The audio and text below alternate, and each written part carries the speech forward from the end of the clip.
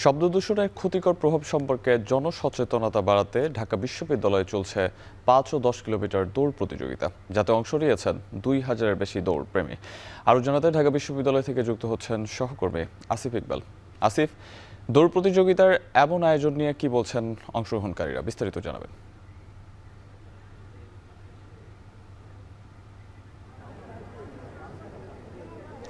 সাহাব, এই দৌড় প্রতিযোগিতায় প্রায় ২,০০০-এরও বেশি দৌড়বিদ কিন্তু আমরা দেখেছি যে অংশগ্রহণ করেছেন, এবং যারা অংশগ্রহণ করেছেন তাদের সাথে কথা বলে আমরা যেটি জানতে পেরেছি, তারা যেটি বলছেন যে এই ধরনের আয়োজন কিন্তু আসলে শব্দ দূষণের যে ক্ষতিকর প্রভাব, যেটি বিরুদ্ধে সচেতনতার জন্যই আসলে এই আয়োজনটি করা হয়েছে।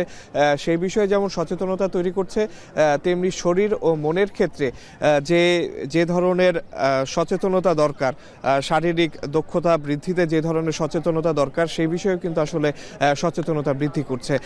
একটু জানিয়ে রাখি সাহাব, দিনে ভোরের আলো ফোটার আগেই অর্থাৎ ৫টা ৪০-এর দিকে কিন্তু এই আয়োজনটি শুরু হয়। এখানে ২,০০০-এরও বেশি দৌড়প্রেমী কিন্তু অংশগ্রহণ করেছে।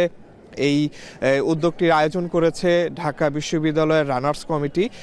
এই প্রতিযোগিতা ছিল হলো ১০ কিলোমিটার এবং ৫ কিলোমিটারের দুটি ক্যাটাগরিতে ভাগ করা হয়, যেখানে নারী পুরুষ উভয় ক্যাটাগরিতেই কিন্তু দৌড়বিদরা অংশগ্রহণ করেছে। তারা ঢাকা বিশ্ববিদ্যালয়ের কেন্দ্রীয় খেলার মাঠ যেটি রয়েছে সেখান থেকে শুরু করে শহীদ মিনার হয়ে দোয়েল নীলক্ষেত হয়ে দোয়েল চত্বর হয়ে কিন্তু শাহবাগ পর্যন্ত গিয়েছে, এবং সেখান থেকে কিন্তু তারা ঘুরে আবার কেন্দ্রীয় খেলার মাঠে এসে দৌড় প্রতিযোগিতা শেষ করেছেন। এখনও দৌড় প্রতিযোগিতাটি চলছে, অনেকেই কিন্তু এখনও ফিনিশিং যে লাইনটি আছে সেটি অতিক্রম করে তাদের দৌড়টি শেষ করছে।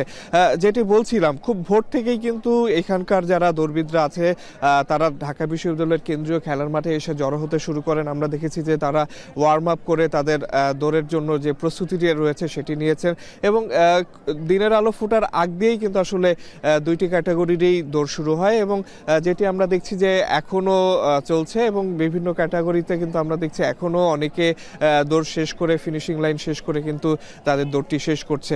আর যেটি বলছিলাম, এই আয়োজনটির মূল উদ্দেশ্য ছিল যে শব্দ দূষণের বিরুদ্ধে যে সচেতনতা বৃদ্ধি, সেই লক্ষ্যেই কিন্তু এই প্রতিযোগিতাটি আয়োজন করা হয়েছে। এবং এখানে যারা দৌড়বিদ রয়েছে তাদের সাথে কথা বলে আমরা যেটি জানতে পেরেছি, তারা বলছেন যে এই ধরনের আয়োজন যে কোনো একটি সামাজিক সমস্যা সম্পর্কে যে এভাবে সচেতনতা বৃদ্ধি করতে পারে, সেভাবে শারীরিক যে বর্তমান যে যান্ত্রিক শহরে যে ধরনের সমস্যাগুলো হচ্ছে না যান্ত্রিকতার কারণে, সেই সমস্যাগুলো দূর করতেও কিন্তু আসলে বড় একটি ভূমিকা রাখে। তো সকাল থেকেই ভোর থেকেই যে আয়োজনটি শুরু হয়েছে সেটি এখনও চলছে, এবং যে দৌড়বিদরা রয়েছে তারা এই ধরনের আরও আয়োজনের ভবিষ্যতে আয়োজন করা হবে বলে কিন্তু প্রত্যাশা জানিয়েছেন আমাদের কাছে। তো সাহাব, এই ছিল আমার কাছে সর্বশেষ।